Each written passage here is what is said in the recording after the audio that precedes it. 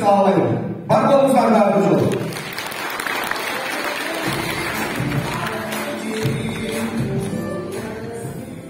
Hurmatlı mekemdeşler,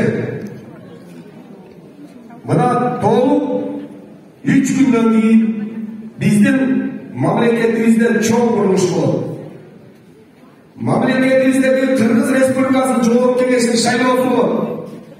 Saylovga bugungi kundagi atsalışacaklar azamatlarının arasında biz de böyle şunu Yaratgan Kudayımızın aldığında el yurtumuzun aldığında mekenimizin yüzünde özümüzün aldığında sizlerden atmadan ayrılıp arışlanıp buna çok at çalışına çıkıp buyurursa sizlerden aldığınızlarla gene oturalım hurmatlı olanlarım.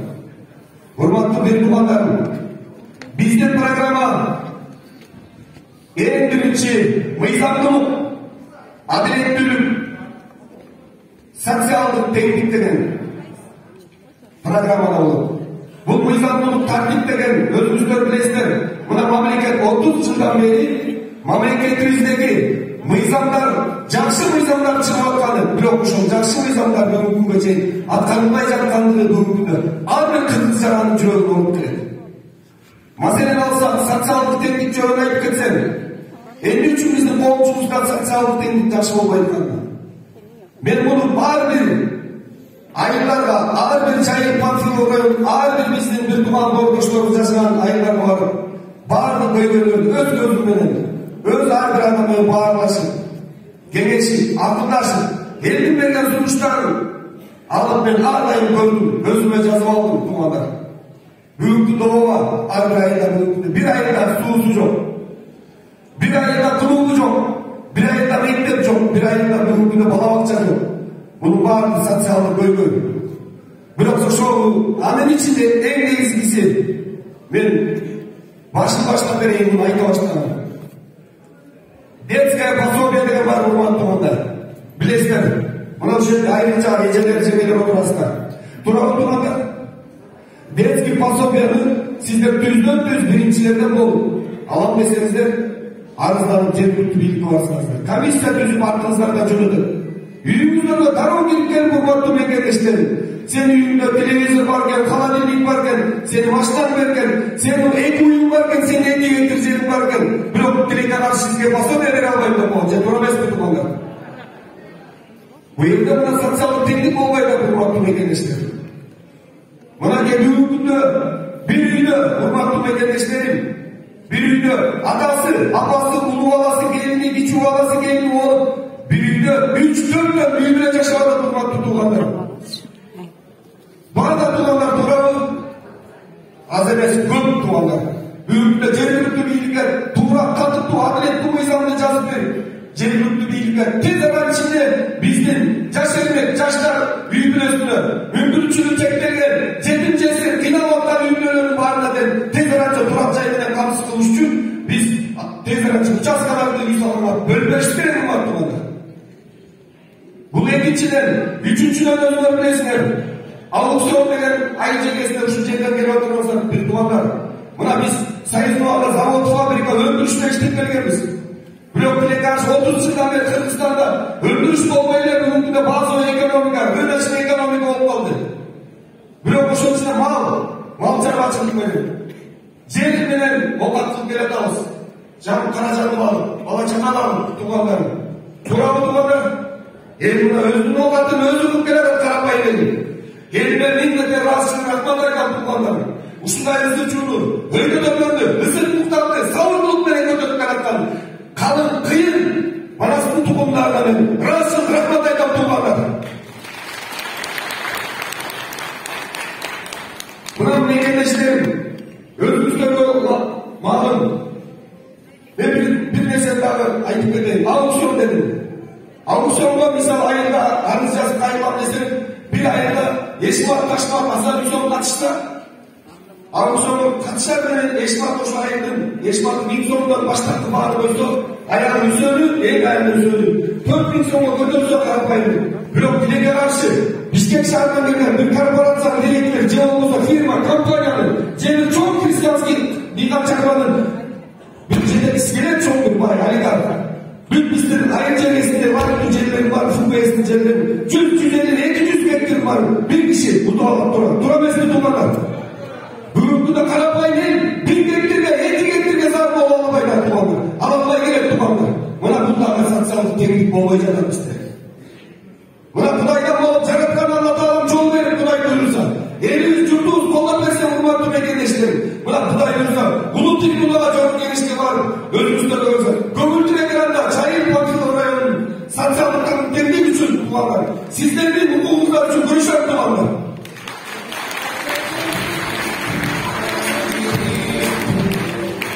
Hurmatlı mekenleştirin. Buna önümüzde bilesizler. Hazır. Kim bayraklar? Bağırdın memleketke tiyişleri büt bayrak. Buna başımızdan da yazılan yer, su, taş, kum, bağırdın den hurmatlı mekenleştirin. Bağırdın den Kırgız el çapadan yazılan. El anı iyisi diyorlar. Bu İslam'da memleketinde iyisi diyorlar. Büyük günde buna kim bayraklar bağırdı büyük günde 52 metre hurmatlı manlar. Allah'ın bağırdı öz bağırçında bol verir. Anzal akçaların lisenziyaları satıp bekler. Büyük günde hurmatlı manlar. Allah'ın bağırdı memleketleştirip bulutlaştırıştı gerek. Buna bizim prezidentimiz Sadır Nurbaşoyev canlı reformalar başladı. Bulutlaştırıp memleketleştiriyor. Bir de mesele ayaklar tuğmalar. Önümüzde göründüyse kumlar meselesi buna buyurursa Kırgız memleketini kaldı. Duralı tuğmalar. Buna şundan saya seyir gerek bugün de biz de özümüzdün cahil partiyalı rayonunda kullanlarını. Bizim gen bayraklarımız, bizden bugün de memleketler değişiyor ülkeleri var deriz, memleketleştiririz gerek kullanlar. Uçuk vakit geldi. Bundan çıkar kullanlarını. Özümüzde prezident hazır investitsiya dolborları. Buna investitsiya kaçan bizim rayonumuzda partiyalı cahil rayonuna gidelim. Eğer de biz memleketliliğimiz sayı stabillik tınç olsa, memlekette tınçlık olsa, rayonumuzda bazı şartlar olsa, bizler sırttan investisiya özgürlük kullanlar. Buna ben yakında Avrupa'nın Germanya'ya alıp geldim. München şehrine vardım. Praga'ya vardım, Çekya'ya. Türkçe İstanbul'a varıp geldim. Alçakta benimle tanışıp geldim kullanlar. Ayakta günü göğüs orkan. Kartofni perine batırışı zalıp kanday durar. Malaka perine batırışı kanday durar. Beyni gezde kanday durmuş gerek. Bugünkünde elli kanday cümüş veren sıkmış gerek. Bugünkünde mamleket ettik. İnvestörlara, içkicine sırf investorlar kanday yana canım duşaklar düzleş gerek. Kanday yana bu insanlar işleş gerek. O sol cümle ben oyuncu kültürüne varıp gelip ben özüm karak geldim duvarlar. Dedim hurmatlı duvarlarım. Biz dinalardan hiç kanday işçilerimiz gelemez. Allah da bizge barımızga bir de şart bergen. Allah da var eki göz bizde de var. Allah da var dil bizde de var. Allah da var жүрек bizde de var dumanlarım.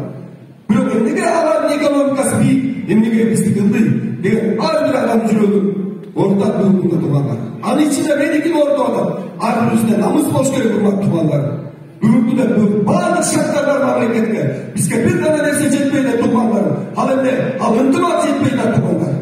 Al birisi tuğra düşünüyor jetmeyler. Buna bugün ben sizden çakladılar. Kırgızlarım. Bugün biz ıntımata bile durmam için geldi. Sözden işkörde durmam hak geldi hurmatlı dumanlar. Tündük düştüme bölünmeyin. Batış çıkış demeyin. Korktuk olup demeyin. Uğruğa bölünmeyin hurmatlı mekenleştirin. Bir çakadan baş bir tane kol çıkar. Kırgız el için kızmak kılatılan vakit geldi dumanlar. Buna hurmatlı dumanlar sizden de alınızlarda durağız.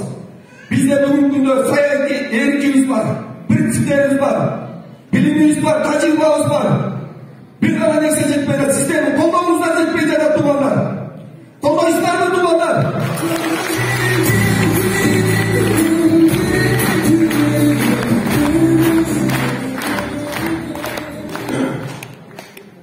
Kırgızmın ben, zatım büyük. Kırgızmın ben, adım gülük. Kırgız üçün canda yapayım.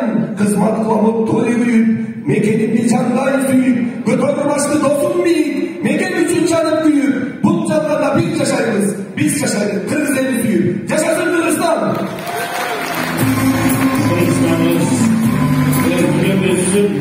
Oymam benden. Oymam benden. Kurbağa sözde toymam benden. Kudaya kapata cümbeydi. Koy içkisin cılkısın soymam benden. Oymam benden.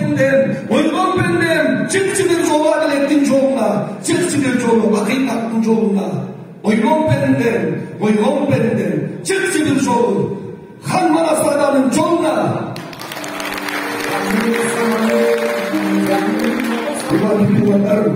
Biz nege bu saplarda okup atam? Mana 28 noyabr jakындап калды тумандар.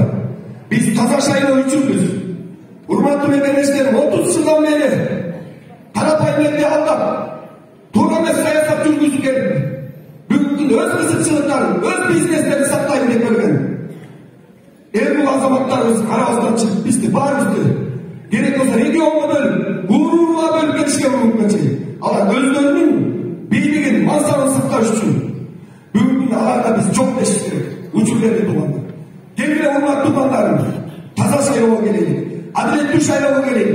Балдарыбыздын, кыздарыбыздын, небере чөбөрөбүздүн келечеги үчүн чогуу бир болуп, бир жолго Манас атанын жолуна чыгайлы тумандар. Чогуу бир болайлы да таза шайлоо үчүн кылайлы тумандар.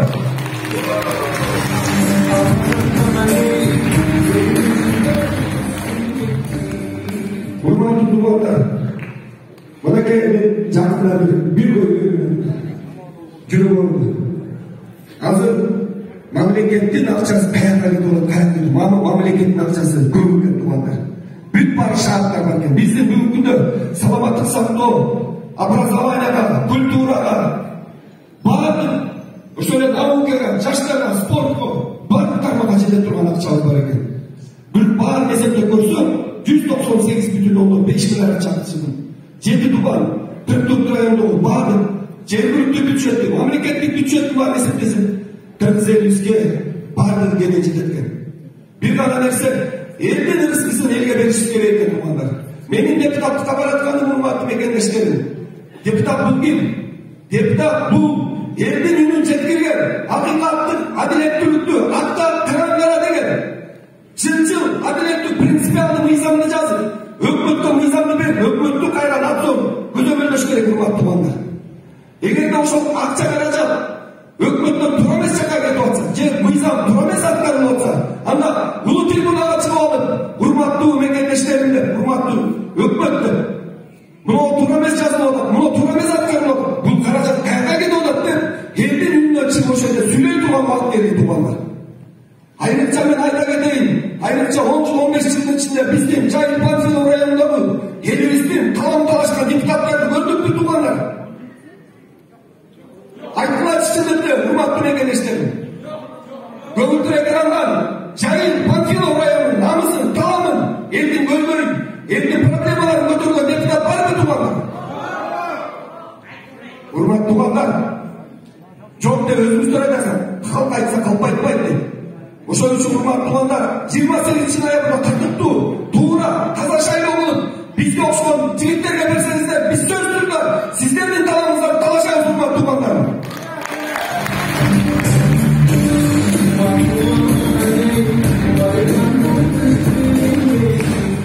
Урматтуу тумандар, мекендештер, мына мен бир маселени келтирейин. Биздин жергиликтүү бийликте бардык жерде тендер деген аракет бар. Мен муну айтып келатам. Тендер деген аракет бар урматтуу. Ушул каражаттын баары тең каяктан толот? Бюджет налогдон чыгат. Налогду ким төлөйт урматтуу? Мына сиздер. Эл төлөйт. Эл жеп ичпей, кишинин сору урматтуу. Баланын арасында кийим алтыбай бермей керек болсо. Налогду төлөйт айынан кой, налогдон сууга, жерге баарын беребиз. Туурабы? Ошол каражаттын баары тең бүгүнкү күндө кайра элге берилиш керек деп принцип болуш керек. Бирок ошол акчаны бүгүнкү күндө тендерге бербейдилер. Тендер деген бул баракет. Тендер деген туугандар. Бул чынында тең бөлүнчө ал деген сөз экен. Нага коррупцияны ошол жерге туугандар, гүлдөгөн жери. Мына мен баягыда жакында айтайын. Буну да айтып келатам. Бир жерге барып калдым. Жөнөкөй айткан кечирип коюңуздар. Туалетке кирдик, бир туалет, биягы 1 метр, биягы 1 метр. İçini açtıysa üstünde bir şifre turan, 2 reykası turan, bol. Eğer şu tuvaletin tenderiniz doyumuzu urmattımanlar. 88.000 zomak çeken tumanlar. Urmatlı tumanlar geçip oldu. Eğer de tuğrası 1 metre, uzunluğu 1 metre olma tuvaleti 88.000 zomak çeken, Kuday saklasın. Anda bizim kuruluatma kança diyen abiyetler, kança diyen emiler, kança milyon diyen akçalar kayakta git olup diyen sura payda bu. Durağı tumanlar. Buna ушундай принциптер, ушундай эгерде Кудай буйруп жараткан Алла Таала болду, сиздер колдоп берсеңиздер, ушундай ыплас, ушундай туура эмес, элге каршы иштеген мыйзамдарды түп тамырынан тендерди жок кылабыз, урматтуу туугандар.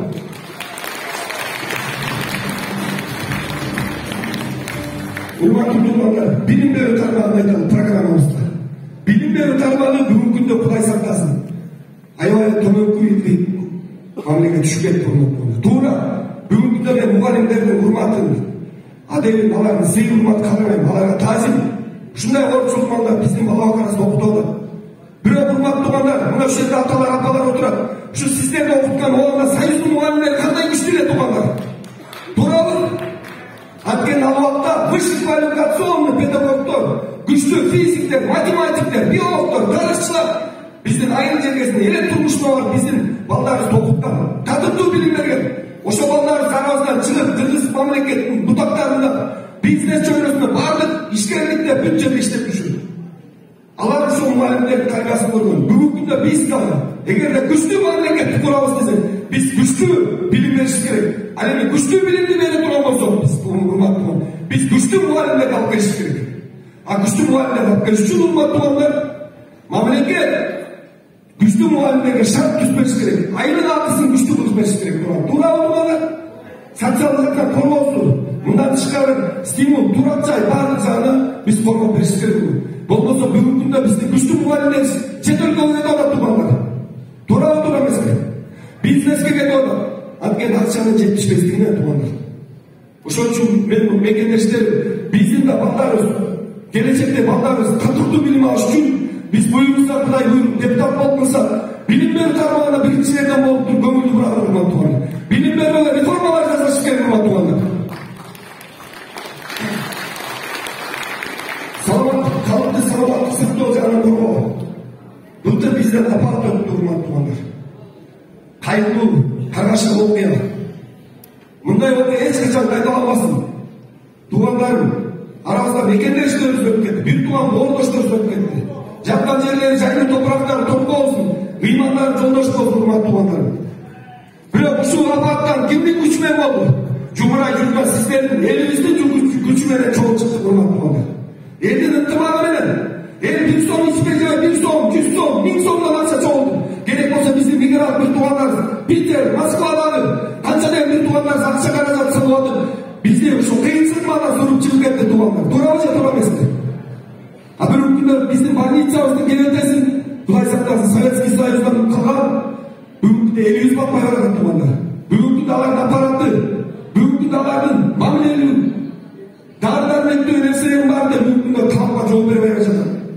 Биз ошол үчүн саламаттык сактоо жагынан коргоо үчүн жаңы борборлоштурулган, жаңы Жайыл, Панфилов райондор үчүн мамлекеттик деңгээлде күчтүү чоң клиника, больницаны ачыш керек. Ал жерде баардык шарттар менен бар. Бүт аппараттары коюлган, бүт жабдуулары бар. Бизди Кудай сактасын, ушул жерде оорубайбыз бар, бүт туугандар. Күдүрүп ооруп калсаңыздар, направлениени кайерге берет? Любой врач Юрфага жөнөтөт, туурабы же, туура эмеспи? Невропатолог алайын. Эгерде башчан ооруп же тыйнала алсаң, сени Юрфага жөнөтөт. Сен биринчиден жол кире кетирип атасың шаарга же. Экинчиден убакытын кетирип атасың, бир тууганым. Үчүнчүдөн, урматтуу тууганым, акча кетирип атасыз. Төртүнчүдөн очередке туруп баягы маралдык чаккан элүүнөр кетип атат, туугандар. Туурабы же, туура эмеспи? Бүгүнкү күндө биз ошол айга бетирбей, Жайыл, Панфилов ушул жерге жаштарга жалтыраган чоң күчтүү мамлекеттик деңгээлде саламаттык сактоо министри менен биргеликте Кудай буйруса депутат болуп калсын. Ушул жерге күчтүү чоң клиника ачыш керек, туугандар. Биздин каарыlardan аталарыбызга, мүмкүнчүлүгү чектелген балдарыбызга, биздин калкыбыз саламаттык сактоо жагынан татыктуу болуш керек. Эгерде биздин ар бир кыргыздын жараны ден соолугу чың болсо, мамлекет күчтүү болот, туугандар. Туурабы, туугандар? Урматтуу туугандарым, мунун баары ички жүрөгүбүздөн чыгып аткан сөздөрдү айтып атабыз. Бүгүнкү күндө баардык көйгөйлөрдү көрүп атабыз. Бүгүнкү күндө калкты таза суу менен камсыз кылуу, баардык социалдык объектилерден болсун, мунун баардыгын Кудай буйруса, жакшы мыйзамдар жазып, жакшы мыйзамдар борборлук бийликке жана жергиликтүү бийликке берип, ошолор менен биргеликте Кудай буйруса иштесек болот, урматтуу туугандар. Себебин мен айтып берейин, урматтуу туугандар. Мен айыл өкмөтү болуп иштедим. Eң birinchi men Жаштар комитетине баштадым жумушту. Мугалимдер Жаштар комитети. Райондук кеңеште депутат болдум. Шаардык кеңеште депутат болдум. Вице-мэр болдум. Андан кийин Василсенов айыл өкмөтү башчысы болуп иштедим, урматтуу туугандар. Мен айыл өкмөткө келгенде бюджет 4,5 миллион сом акча экен, туугандар. Менин программам 156 миллиондук программа болду. Ошондо программамды айтсам, баары күлүштү, урматтуу туугандар. Эмне дейт? Эми сен каякка жомокто айтып атасың, 156 миллион деген. Бул жомок деп атат, утопия деп атат. Бул 4 миллион акча сен кантип 156 миллиондук проекттен киргизем деп атасың десе, мен айттым, урматтуу туугандар. Биринчи саясий эрк керек экен. Экинчи уюштургуч керек экен. Үчүнчүдөн билим керек экен. Төртүнчү чечкиндүүлүк кадам керек, урматтуу туугандар. Мана бир жыл убакыт берилген. Мен ошол каражат финансын алып келип киргизем дедим. Эгер киргизе албасам өз арызымды жазып кетип калам дедим. Мен сөзүмө турам дедим. Жигиттин сөзү өлгөнчө өз өлсүн дедим, туугандар. Ошондо урматтуу туугандар, мени шайлап беришти. 9 айдын ичинде, урматтуу туугандар, ал эмне инвестиция 156 миллион. Бул биринчиден Алла Тааланын үйү, мечит, ал эмне больница, фонд, ал эмне спорт зал жаштар үчүн, ал эмне мектеп үстүн жабуу, ал эмне таза суу, ал эмне көчөлөрдү асфальт кылуу, ал эмне парк, ал эмне табигый маданиятты уюштуруу, эскелеттер, алар эмне? Алар, урматтуу туугандар, суга сууну алдын ала кетирүү, инвентаризация, жайык жерлерин өзүбүзгө кайра кайтаруу. Ошол баарын эсептеп 156 миллионду 9 айдын ичинде биз айыл өкмөткө алып келдик, урматтуу туугандар. Долбоор менен. Урматтуу туугандар, иштесек болот экен. Эң негизгиси талыкпас мээнет, эмгек, эң негизи уюштургуч, саясий эрк жана таза иштөө. Эч качан элдин акчасын, элдин рызкысына эч качан кол салбаш керек, урматтуу туугандар. Бул эң биринчи тазалык принцип. Эгерде элдикин элге эле берсек, урматтуу туугандар, кереги жок асмандан издеп, кереги жок аны жердин жети кабатынан издеп. Элдин рызкысы өзүнүкүнө жетет.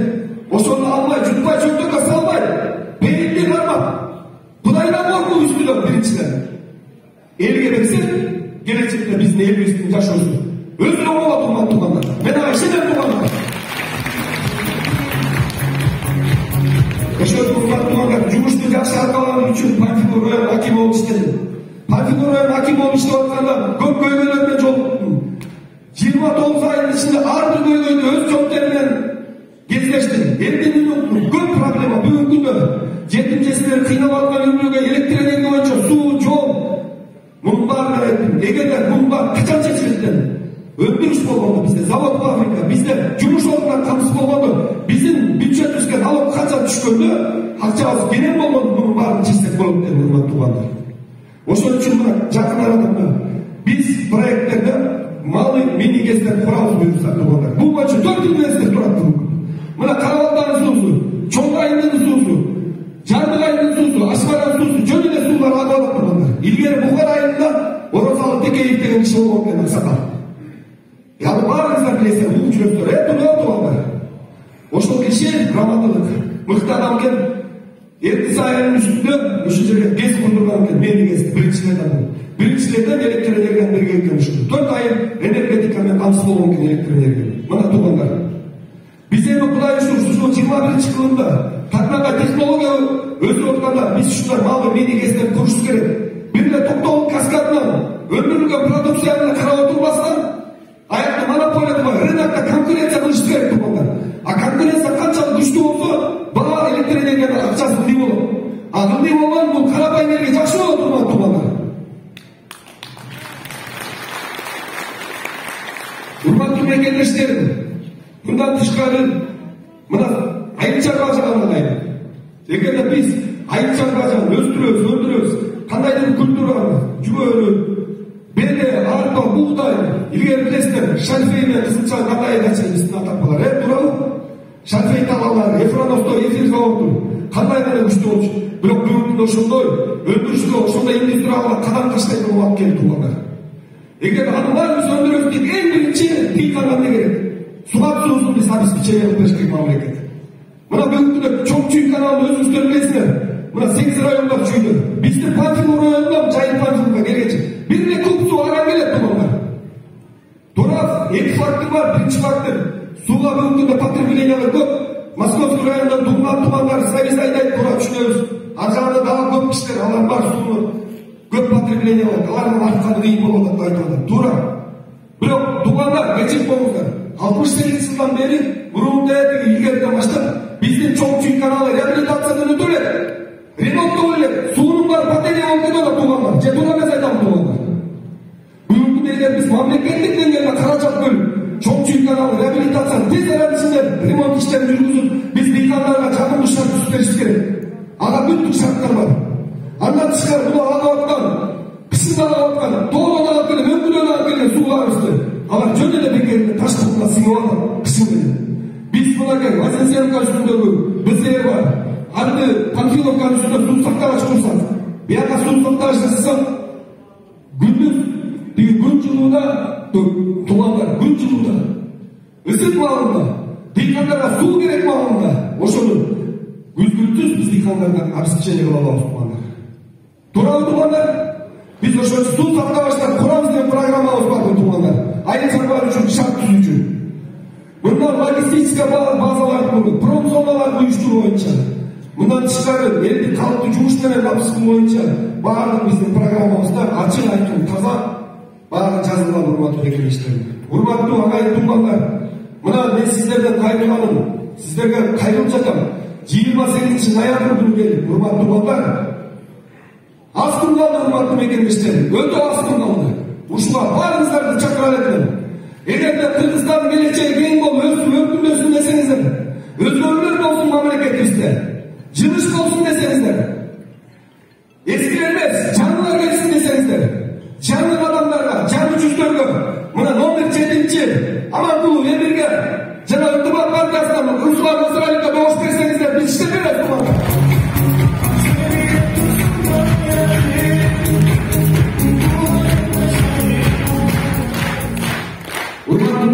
Жеті қабаты бар екен. Асманның 7 қабаты бар екен. Жып тоғы дедігі асманымызға жарқыраған 7 жылдыз бар екен. Ал енді урматтуу Кыргыздын ер азамат жигитинин 7 атасы бар екен. 7-нин бири Кыдыр Аманкулов Эмир туугандар.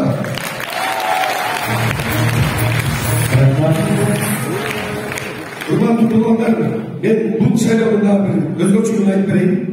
Мурунку шайлоого мына өзүңүздөргө ачык айтып коеюн. Азыркы мамлекеттин президенттин кылып аткан саясаты эң туура. Бүгүнкү күндө шайлообуз таза, туура ушул күнгө жери жакшы жаштарга өтүп келе жатат. Эртең бир сүрүн эле дагы бирөөлөр эле акча каражат кармап жер маселе, урматтуу туугандар.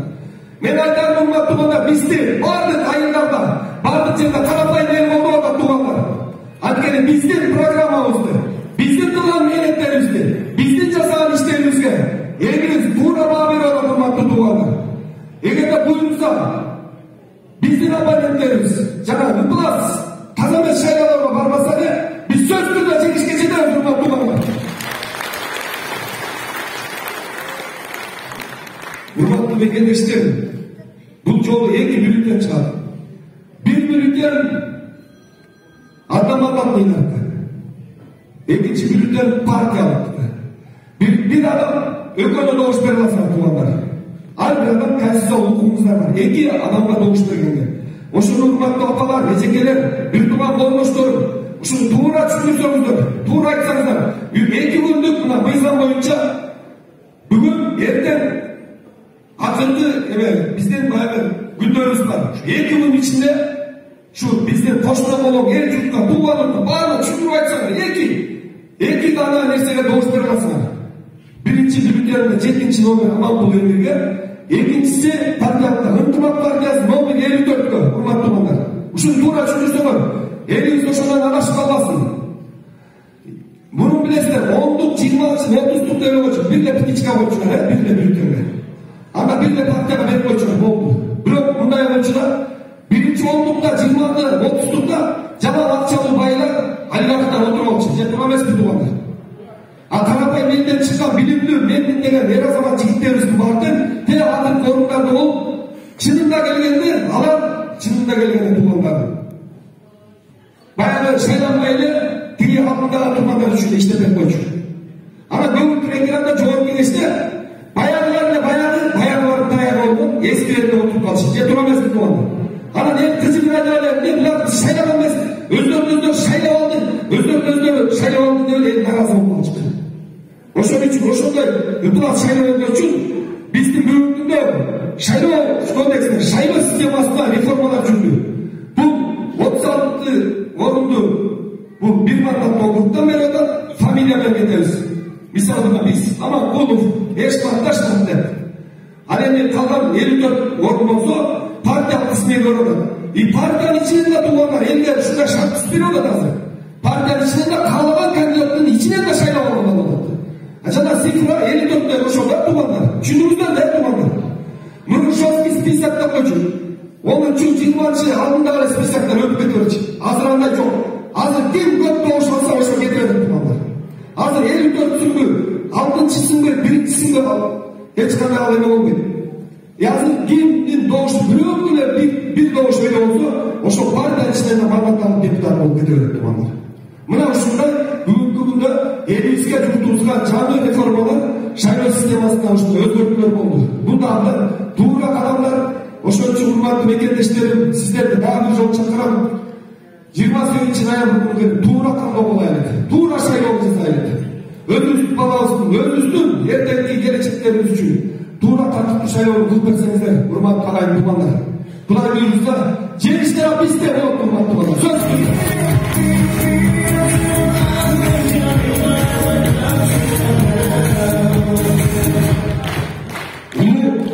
биздин жерлеш Алыкул Осмонов, Үсөйүн Кудайбергенов, Турар Кожомбердиев, кыргыз элинде жериндеп Ала Тоо Манасаттан бери келе жаткан Ала Тоо коюнундагы жерди сактаган Жайыр Баатыр атабыз болгон тарыхый мисалдарыбыз бар. Биз кыргыз эли, кыран элбиз, кыргыз эли, маданияттуу элбиз, кыргыз эли, бийлик элбиз. Биз 10.000 сат Манасаттан айткан кыргыздын көңдөрү Саякбай Карабаев, Жүсүп Абдрахманов, Иман Айдарбеков, кечеки мына өткөн биздин Мырамар Негоров тутулган Тулган Мусубалиев, мына кыргыз элиталар туугандар, туурабы туугандар? Мына биз дагы Кудай буйрса, аганы көрүп элес өтпөй, биз дагы тарыхый инсандарыбызды көрүп, кылган эл үчүн кылган кызматтарын окуп, билип, буйрса биз дагы элибизге ушундай татыктуу кызмат кылып берелик деп баратабыз Кудай буйрса. Рахмат баарыңыздарга.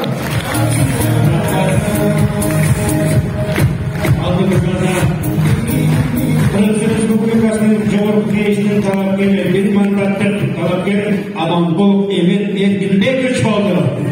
Кадырды сөзсүз болсо партиялык талапкер Ынтымак партиясынын номер 54 тизимине Насралиев Русланбек Осмонбековичке сөз берилди.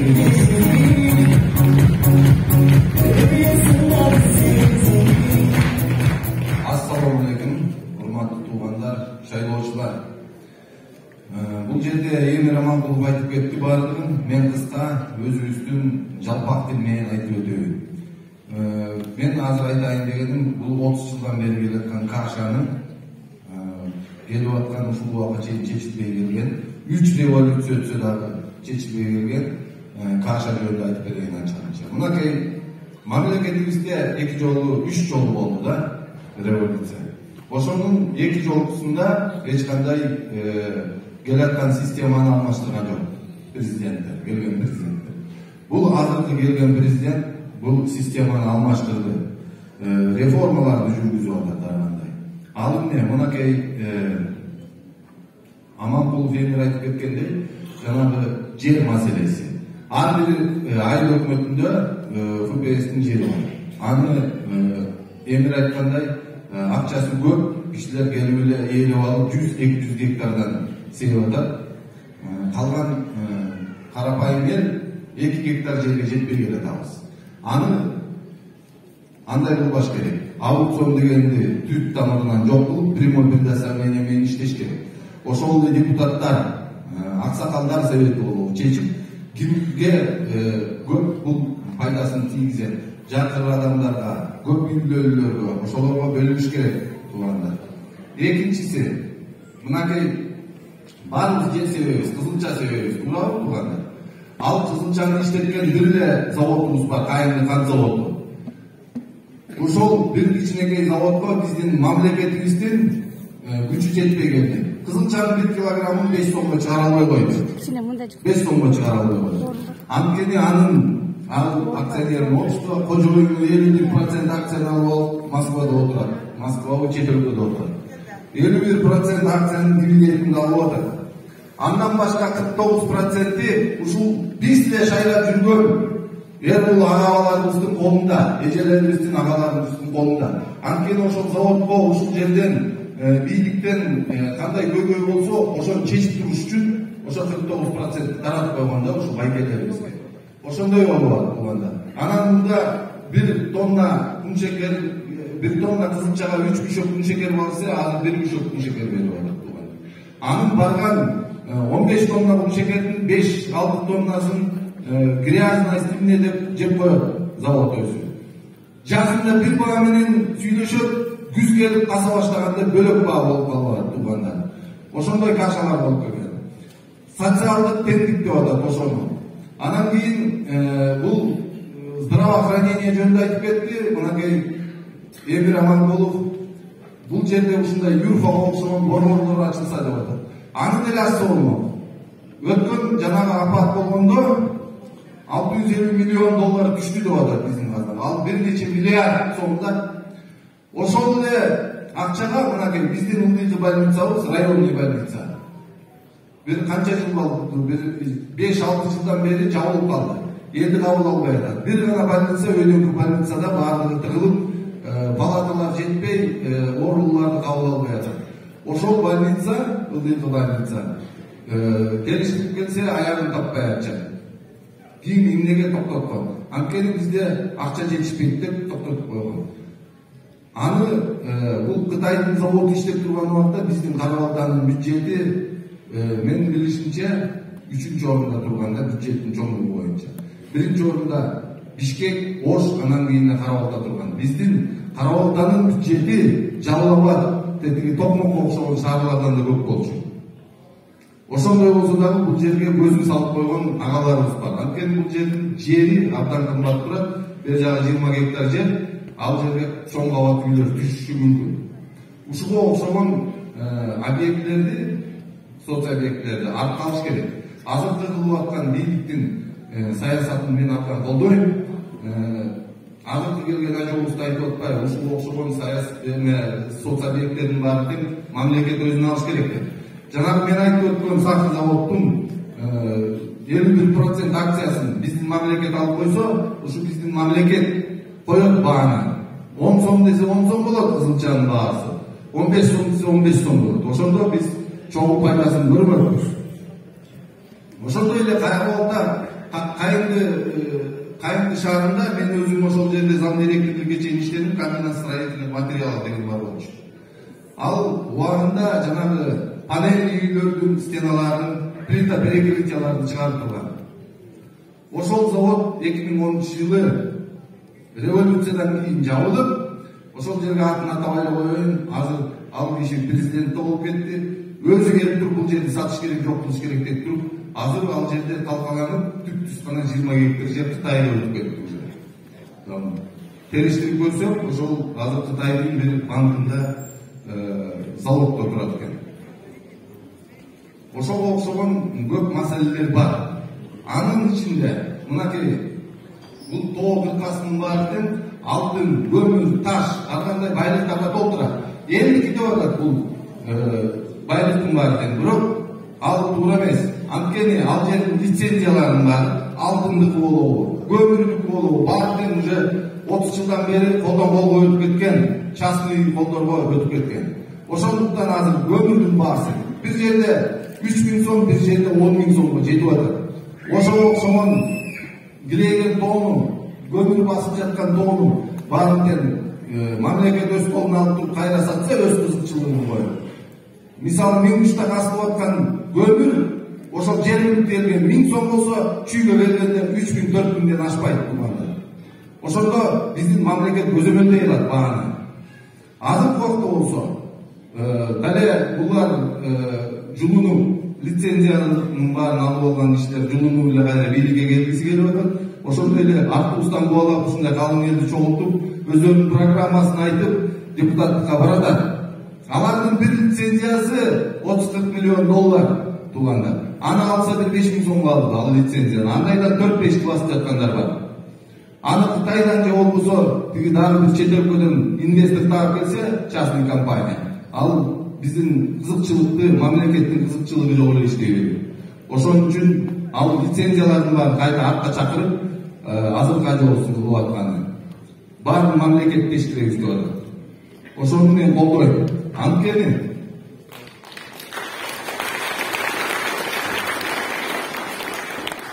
ушул 90-жылдан бери карасак, ушул эки райондон чыккан эр азамат байкелерибиз көп, министр болуп келген.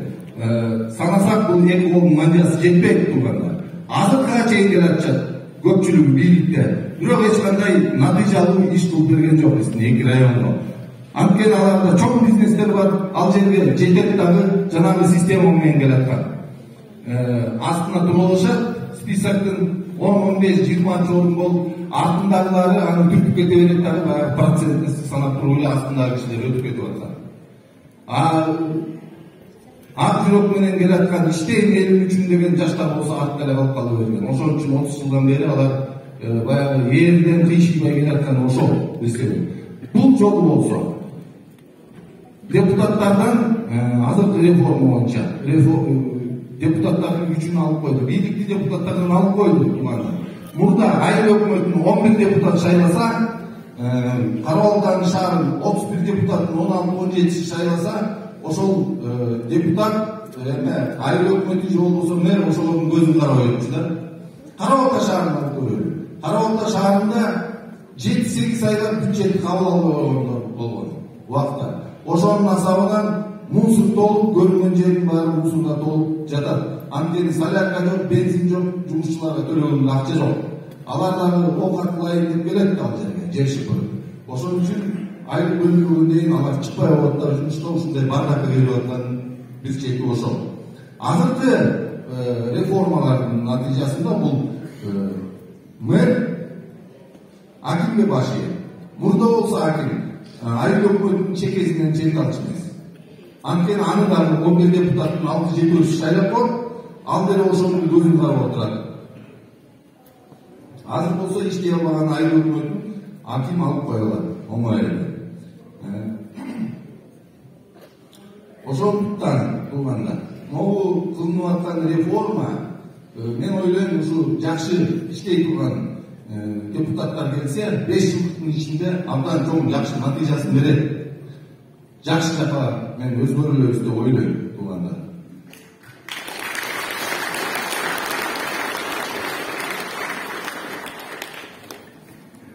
Ошондой эле айтып кетейин дегеним туугандар. Мынакей Эмир мырза айтып кетти ушу суу жөнүндө, суу маселеси жөнүндө. Бизде суу дагы мынакей да Чүй каналын айтты, тазаланбай жатат, бизге суу келбей жатат. Туура, суу бизде бирок жетиштүү. Мынакей азыр кеминде чоң суу сактары салынып атат, башташты менимче. Ошондой эле суу сактар Панчулук районунда турса болот. Анткени биздин агып аткан, тоодон аккан, таадын эриген суулары түптүс эле кетип, мына Карабалда суусу деле түптүс агып, кумга сиңип кетип атат. Эч бизге пайдасы тийбей эле, же болбосо Казакстанга чыгып кетип атабы, же казактардын көлүн толтуруп атабы аны билбейм. Бирок мынакей Ашмара суусу. Мынакей бул Эмир мырза өзү көрсөткөн мага. Бизден агып келаткан суу границадан. Граница бияк Казакстан, бияк Кыргызстан. Суу агып келет дагы Казакстанга кирип кетет. Бияк. Ал жактан казактар өзүнө керектүү суун алат, кайра кайрылып эле Кыргызстанга кирет, ошол жерге застава коюп койгон Казакстан. Анан кийин кааласа жаап коет аны, кааласа ачат, ошондой биздин башка окутмай иштер менен заниматься этип келет.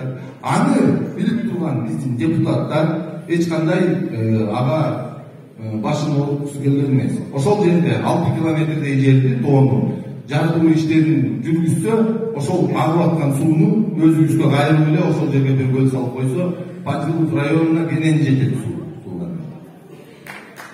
Айтайын дедим.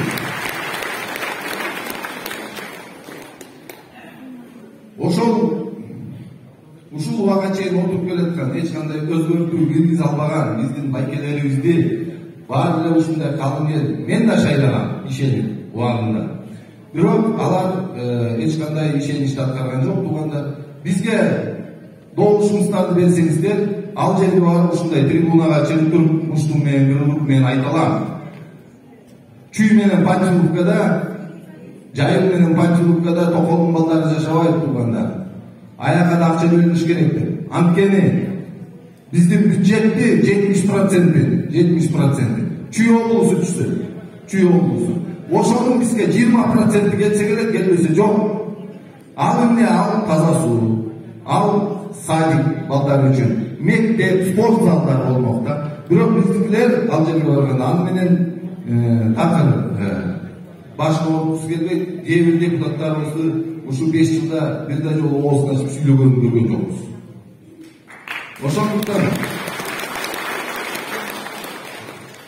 Ошондуктан туугандар, бу жерде менин айылманда келгендер бар. Айтып атышат. Өткөндө өзүмдүн айылыма барып калсам, айтышты да бизге спорт зал керекиле дейт. Спорт залды ашар түрү менен салабыз дейт. Ашар түрү деген азыр болбойт, туугандар. Ашар түрү деген эмне? Ар бир акча бериш керек. Ким акча берет азыр? Биздин айылда бир чоң бизнесмен ишин мен көргөн эмесмин.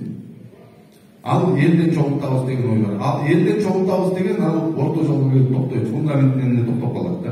Ошон үчүн биздин айыл өкмөт иштеп берсе, жакшынакай ошол жерге проект жазып берсе, ошону түртүп бергенге мен кудуретим жетет. Бизге ушу Эмир Аманкулов экөөбүзгө добушуңуздарды берсеңер, биз коркпой туруп ошол жерден ушундай калың элдин ишеничин аткарабыз. Жерге таштабайбыз. Анткени менин артымда чоң бизнесим жок. Менин дагы 4 балам бар. Мен ошо 4 баламдын келечеги үчүн болсо дагы күрөшөм. Ал менин балдарым силердин араңарда болот, туугандар. Ошон үчүн ишеничине тартылган бизге добушуңуздарды берип коюңуздар. Мен өзүм Ынтымак партиясынан 54 номер менен каратам. Бул Эмир Аманкулов болсо одномандатныйдан 7 номер менен, по-моему, баратасың, Туугандар, добушуңуздарды берип коюңуздар биз үчүн. Ишеничиңиздерди актайбыз. Рахмат.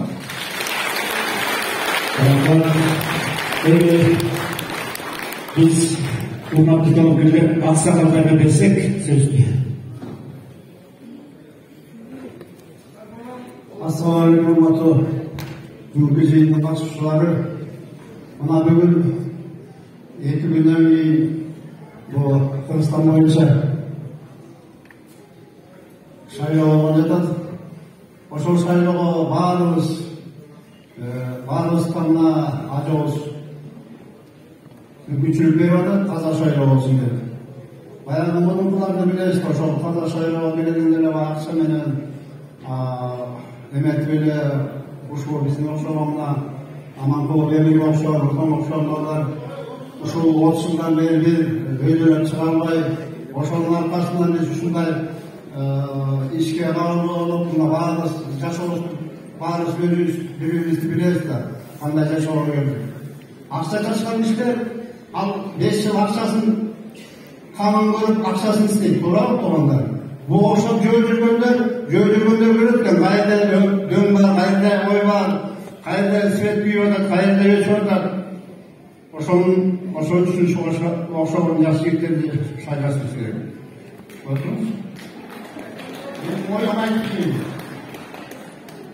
эми айта турганым берде мына мен Руслан билгеним, бул Руслан мына көчөдө тентип басып жүрбөй, көчөдөн тамеки тартпай, бөлөк иштер аралашпаш үчүн мына спортту уюштуруп, өзү спонсор болуп, ошо биздин неберелерди, биздин келечекти пайда кылып өстүрүп атат. Кудайга шүгүр тоболубуз керек. Экинчи болсо Эмирдин мына мен кичинеден баштап эле мен деген жобом менен бул баланы айылдык аксакал катары билишим. Мына 10 жылдан баштап ошол революциядан ошол жака катышып, мына жайылы районуна убактылуу аким болуп ошондо эл шайлаган ушул жерге. билесиздерби, туурабы? Ушул баланы Аманкул Эмирде. Убактылуу аким болуп ушул жерге эл көтөрүп келген. Бул баланын эң негизгиси ички руху таза, тайбас, ишмер, акылы күчтүү, аң сезими күчтүү жигиттин бири да. Ошол убактарда ошол тияка барак дегенде ошол убактагы акимдер ошого акылгерлер келип, "Эй бала, сен жакшысың, сен командаңды кылат" деген. Мына өзүнүн тайбастыгынан, өзүнүн өзөрлүгүнөн ушу тайбай айыл өкмөттөн акимге чейин жетти. Ошол 10 жыл мурун жаш бала эле, ошол жаш бала болгондо мына биздин Мазарекинен алтын ашчып, ошол алтынды токтоткон ошол жигит. Ошону токтотпой кача баштаганда ошол поездди токтоткон жигит. Жалпы поездди токтоткон поезд. Мына ошондо мен 60-тан жаңашкан болом. Ушул баланын аркасы менен вертолетко түшүп, тиги апалар соляркаларын айрапо ипподромдогу аэродромго тартып берген. Мына ушундай өзөрлүү бала, бул эң таза бала. Анан эмгек күчтүү бала да, өз үйлөрүнө ити жок болсо дагы ушу эл үчүндө жүргөн жигит. Мисалы айылда биз базарларыбыз, мына айыл болгондо 2 километр жолду салдырды. Нар жагынан дагы 1 километр жолду салдырды. Көчөлөр арасында бири-бирисине ит капкан эле жап-жак болуп, баарын жарты шартарынан коюп берди. Бүт айыл боюнча, Вансерки боюнча, Эркисай орталыгы боюнча. Анан ошого окшогон жөө жүргөндөрдү, элди билгенди, карапайым элге түшүнгөндү, жүрөгү тазасы, анан өзүнүн сөзүндө бекем балдарды шайлап атат. Могу мүмкүнчүлүктө ушуну колдонушубуз керек да, мурунку окшоп сатылбайлы. Бир 1000 сом берет экен, 1000 сомдун айналына денде. Бир күнгө bir summa torbalar aksa ошого сатылбастан, шулар ак жүрөк балдарга, шулардын кыргыз эли үчүн иштейм, кыргыз эли үчүн эмгек кылам. Мен ошол жогорку трибунадан ошол жайым менен Паркурайдын көбөйлүү маселеси барын чечем деп көкөрүп калып атышат. Ошон үчүн ошол балдарды шайлап бериңиздер. Азыр силерге дагы калышмак айтып коеюн, билесиздерби, билбейсиздерби? Бир ай көрмөк, 5 жыл көрмөк, билем да. Бул депутат, ошондой болгон жигиттер бир ай көрүнүп койгондар, 5 жыл көрүнбөй кетпегиле. Мен бирок булардын көрүнөлүнө көзүм жетип турат да, булар көрмөй болуш керек. Айына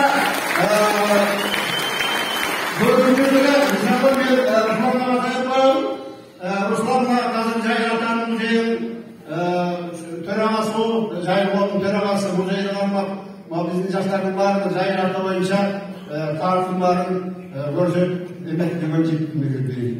Экинчи болсо ошол жай атанын арбагында силер бата бербагыла. Ендиги болсо бул айрөкмөт бөлүнүндө Асан атасына 2 эстелик салдырды. Ошол 2 эстелик салдырды. Асан атасынын арбагында болсун. Эдиге бата бербагыла.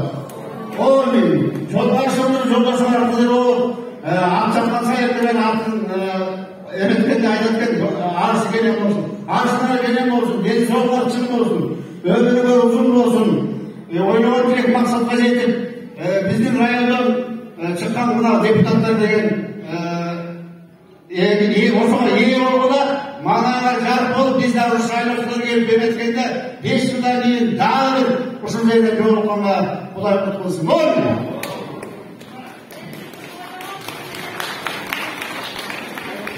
Сымбаттуу тургандар, мына бүгүн жакшы күн болуп атыр. Кече ушул жигит орто сайынан мен орточулук болдум, орто сайынан кетип кеткен.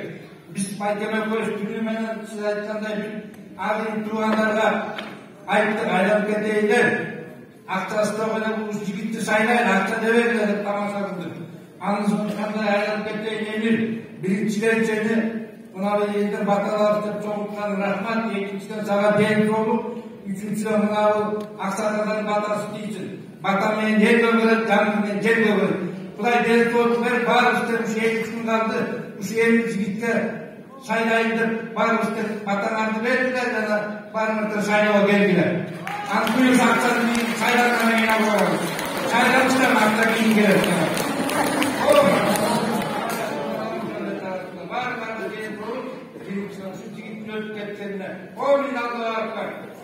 Amin.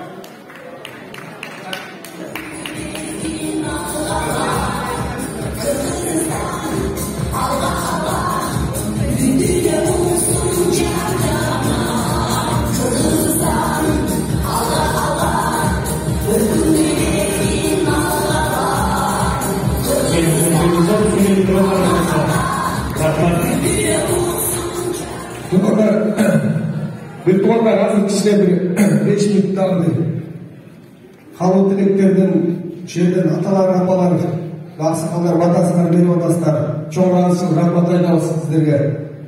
Demek bunda Kırgız eli bu jakşı söz barken da, bata men el göre жаңгыр мен же көрүп jakşı söz айтпады.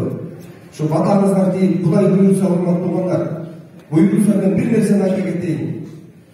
Ar birөөңүздөрдүн жүрөгүңүздөрдө болгон сезимдериңиздерди, ишенимиңиздерди, адилеттүү принципиалдуу көз караштарыңарды күчтүү Кыргыз эли үчүн кызмат кылам деген, элине жерине кызмат кылам деген балдарды шайлайбыз деп аткан ниетиңиздерди эч качан жерге таштабайбыз урматтуу айтылгандар.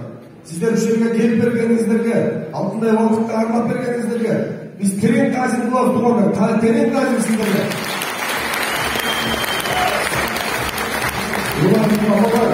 Atalar, ben şu kiçki gezimde, yaş gezimde özümün edemen elde ayrılıp, buna atam bizde okutup, bilim verip, ben çoğu atam ardayım açı, balam ardayım eline kızmat kıldım açı, atken ben çoğu atam, ulu atam ekenlik soğuşlar degen ol, 7 yıl front soğuş degen, ben çoğu atam açı, balam elden ulu oldu açı, mekendi var olan, el jenin sүйгөн, чыныгы Кыргыздын эр азаматы болосуң, эр жигит эл четинде жол бергин деп айтышардай. Мен ошо атамдын принциптерин тутутуп, кыялдарымды ишке ашырам деген бала кезимден улуу кыялдар бар, урматтуу элим. Сиздерге кайрылам. Бизге ушу кыялдарыбызды ишке ашырганга мүмкүнчүлүк бергилечи туугандар. Мен эч кандай олигархтын байдын баласы эмесмин. Мен чиновниктин баласы эмесмин. Мен жөнөкөй сиздердин карапайым элден үйлөнө чыккан. Çanda oynup, çükü oynup, at çalında gül, su geçip, getmen çal. Gülökçeni gülöktüm. Nanlarda kışat. Nanlarda tavlat, giyinlerden tavlat de. Bu şun varım, çok derinmeyi gördüm bundan tuvadır. Benim giyinki bizden giyinki baldarımız. Anday kıyınçılıklar görmüyorsun tumandır. Anday kıyınçılıklar varmasın deyiz. Alar tadıklı üyülödü, tadıklı bilim, tadıklı çaşalı çaşalarına kalmayıp tumandır. Her bir Kırgız'ın çaşlarını tumandır.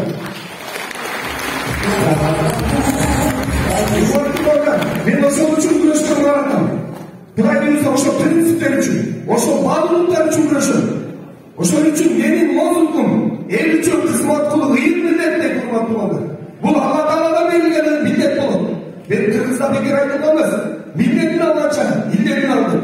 Мен милдетин алып, илдетин алганга даярмын туугандар. Сиздер үчүн тикемен тик туруп, канчыгага башын байлап, Kırgız eli үчүн кызмат кылууга даярмын. Чоң рахматтарыңызга. Рахмат.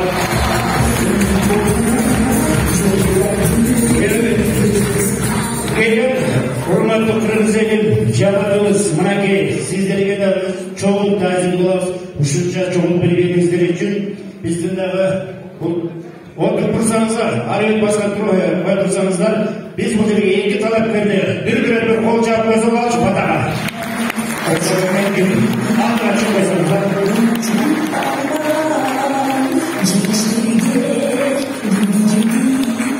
Kırmızı elektronik bata bilen el öğretti. Karısı sözün kapkasal değil. Bu şiddetdeki aksakallarımızlar, biröğümüzden bata kılıp koysanızlar, elge kalıp verirsiniz.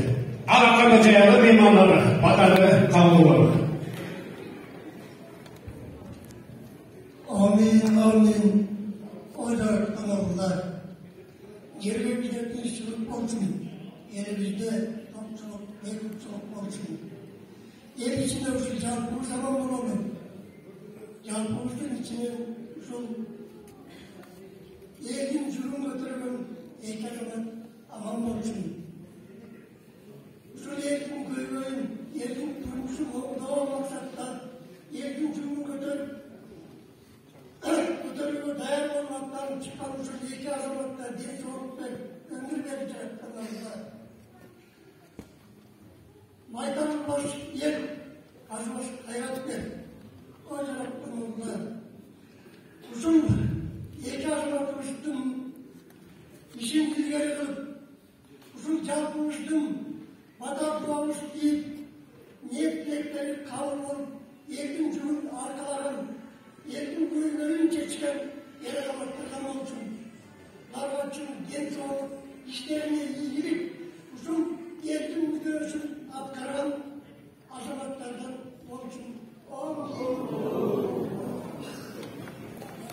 Gelin hurmatlı uşul elin talapkerde kollayınız mı? Kollayınız mı? İyi sizlerle.